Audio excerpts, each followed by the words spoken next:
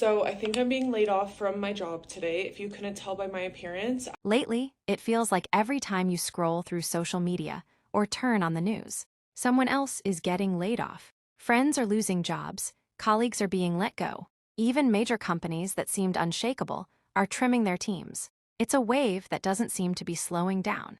And honestly, it's shaking people to their core. So today, I want to have a real conversation about this. Why more people are getting laid off in 2025. So I think I'm being laid off from my job today. If you couldn't tell by my appearance, I have been crying all morning. I haven't even had my meeting yet, but I got a calendar meeting today from someone I've never spoken to at the company, and a bunch of other people did too. So I am recording this because I feel like a lot of people can probably find comfort in knowing they're not alone. So we will see. Maybe it'll be something positive. Maybe I'm not getting laid off, but I am shaking. That does impact your position. Today is going to be your last day. Um, I've loved my time here and I'm very thankful for it. So I appreciate it.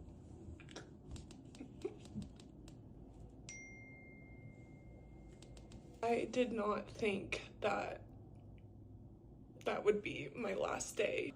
My laptop's not even working anymore for me to like save things. Like,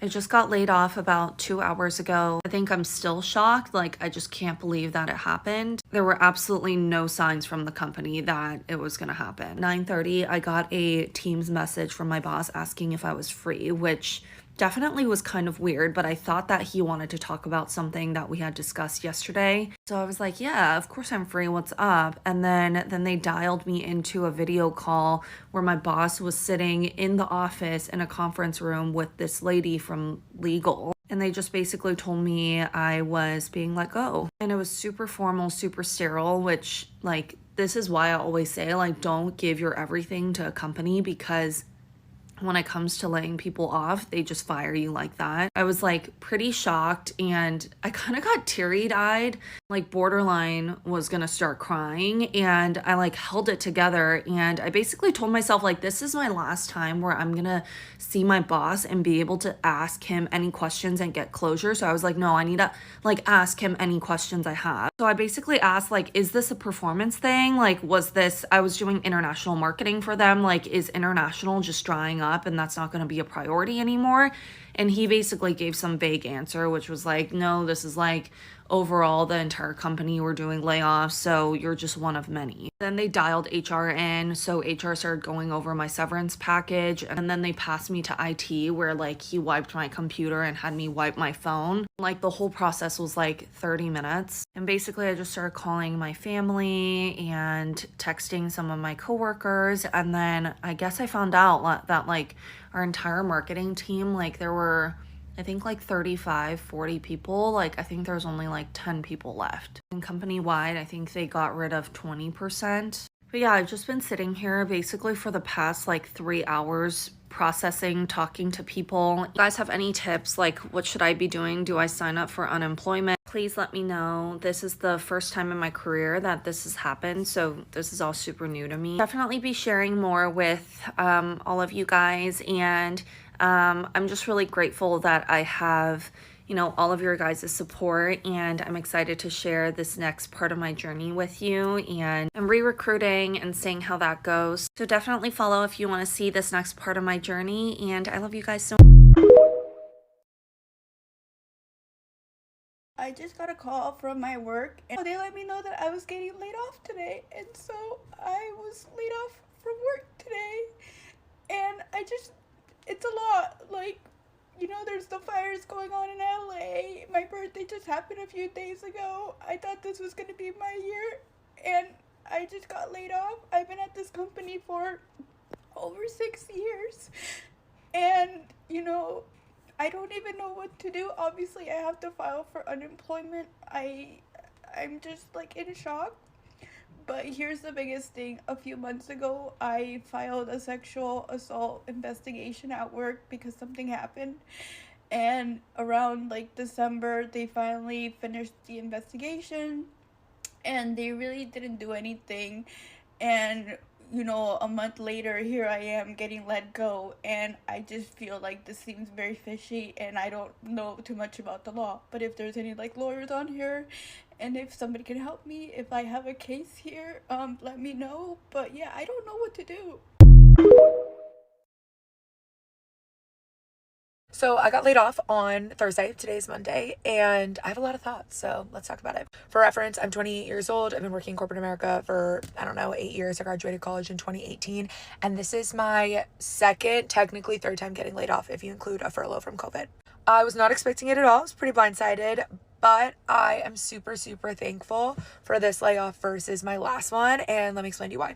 The last time I got laid off, I was 24 years old, and I had just purchased my condo. So my first piece of property, the only piece of property I own. I used most of my savings to purchase it. It's truly my biggest accomplishment. And 2 months later, I had no employment. I vowed to myself from that moment on, I would never let myself feel so scared and so hopeless ever again, because I truly wasn't sure what I was going to do. Like, I was like, I think I'm going to be on food stamps.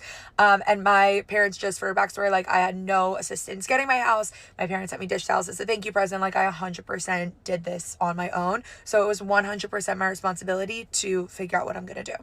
With that being said, I then met my now fiance a year and a half later, and I live in his house, and we rent out my property still. So we do make a little bit of rental income. I also teach Pilates, and I own my own Pilates grip socks business.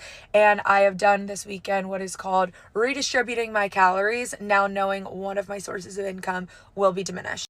So I guess my biggest piece of advice here for women, because that's who I'm really talking to, but truly anyone, is do not put all of your eggs in one basket. I don't care if you have the best corporate job in the world. I don't care if you think you have the job security. I used to tell people that this was the job I was retiring to, and I absolutely got blindsided by this. But I do not have to worry about how I'm going to put food on the table or what I'm going to do when I wake up tomorrow, because I have 2 other sources of income, 3 if you count my rental, 3 other sources of income, but 2 other businesses, teaching Pilates and owning my Pilates sub company, that I can now put more of my calories in and redistribute while looking for more full-time work. I am not saying quit your job and going all in on being an entrepreneur. If that suits you, great. But I love corporate America. I've always loved the stability of it, but do not put all of your eggs in one basket. I don't care if it's a hobby, an interest, something you might kind of be interested in. Dive into it, explore it, and figure out how to monetize it, because truly, you never know when you're going to get a random meeting on your calendar that you're going to get laid off. I'm not trying to fearmonger. I'm just being realistic. And it's really important just for your character development and as a person to have like a multifaceted personality, to be able to have hobbies that I've been able to monetize and take as something outside of work. I love teaching because I work from home and it gets me out of the house, but I also know I can kind of flow in and flow out of it as much as I want, depending on what I need in my life. So like, truly, if you have not already, like, especially everybody, but really women, like, because that's who I'm talking to, like, find something you're minorly interested in. It does not have to be the fire that's lit under your ass. It doesn't have to be your be-all, end-all passion project. You don't have to be obsessed with it every day. You're not going to be obsessed with anything every single day. But you need to find something that you can lean into and just figure out additionally, like, how you could monetize that, like, what you can grow from it. It doesn't have to be your own business. It could literally be a side hustle, but, like, truly find a side hustle, find something else. So in case you ever need to, you can diversify those calories, because you never, ever, ever know when you're going to need to lean into it. So I have news that I don't want to share with you, but I have to. Okay, I'm prepared. And this is why I was telling you yesterday all the things that I said, which 100% are true. I am so proud of you and the work that you've done. As part of a company-wide restructure, we have to eliminate certain roles, and unfortunately, your role has been affected. I really, really enjoyed working with you, and like I've said 100 million times, I feel like a proud mom, like seeing you blossom and turn into this wonderful, wonderful teammate has been nothing short of a true pleasure. I don't ever look at things like this as like it's happening to me. It's more so happening for me. Yeah. So again, I'm sorry. I know you're an optimistic person, so it sucks. I'm sorry. It's all a part of the process. Good to me. I've learned so much.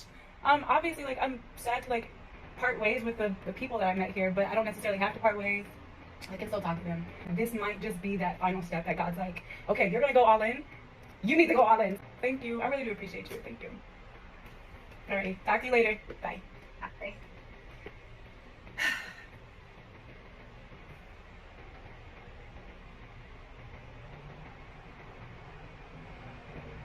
Let's start with the truth that most companies won't tell you. A lot of layoffs are not just about money. It's about strategy, power, and change. A company might post record profits in one quarter, then lay off hundreds the next. Why? Because growth in today's world doesn't mean hiring more people. It often means automating, outsourcing, and restructuring to look more efficient to investors. That's the scary part. It's not personal, even though it feels that way. You could be doing your job perfectly and still find yourself on the chopping block because some executive wants to impress a boardroom or boost stock value. And here's another piece of the puzzle. AI and automation are quietly replacing roles left and right. From customer service reps to content writers, even some managerial jobs, we're seeing tasks that used to require human hands being replaced by software and systems. Companies are choosing speed and efficiency over human connection and loyalty. It's no longer about how good you are. It's about whether your job can be done by a machine or someone overseas for a fraction of the cost. That's the hard reality many workers are waking up to, and it's leaving people feeling defeated, disposable, and afraid for the future. On top of all this, we're living in an economy that looks healthy on paper, but feels unstable in real life. Inflation has cooled slightly, but the cost of living hasn't. Rent, groceries, childcare, it's all still expensive. Yet salaries aren't going up to match it. Businesses are trying to cut costs wherever they can. And unfortunately, employees are often the first to go. The pandemic taught companies they can survive with smaller teams, remote workers, and more flexible contracts. That lesson stuck. Now, many employers are operating leaner than ever, and they're not looking to rebuild in the traditional way. And let's talk about remote work. While it's been a blessing for flexibility, it's also changed how companies see their workforce. Some employers are using remote setups to justify hiring globally, which means competing with workers from countries where labor is cheaper. Others are demanding a return to office, not because it's necessary, but because they want to weed out those who won't comply. It's subtle, but it's happening. Quiet layoffs, performance reviews turned into exit strategies, or whole departments eliminated after people refuse to relocate or come back to headquarters. Then there's the truth about ageism and discrimination, which still lurk behind many layoff decisions. Older workers are being nudged out, even if they're the most experienced. People with disabilities or those who take parental leave sometimes find themselves being restructured out of a role. In many industries, there's a hidden bias toward youth, toward speed, toward trendiness, and that comes at the expense of diversity and depth. This culture of fast results and minimal costs often overlooks the value of wisdom and stability, and that's a loss for everyone. All of this creates a lot of pressure, mentally, emotionally, even spiritually. It's hard not to take a layoff personally. It hurts to give your energy to a job and then be told you're no longer needed. But I want you to hear this. Being laid off doesn't mean you failed. It means the system shifted, often without warning, and you were caught in it. It means something changed in the business plan, not in your character. You are still skilled. You are still valuable, and you are still allowed to grieve, but also to rebuild. If you've been laid off, now might be the time to start rethinking your path. Maybe it's time to learn a new skill, to build that business idea you've shelved for too long, or to find work that values you as a whole person, not just as a productivity machine. This economy might be changing, but that doesn't mean you can't change too. Adaptation isn't just a business term, it's a human one, and you are more than capable.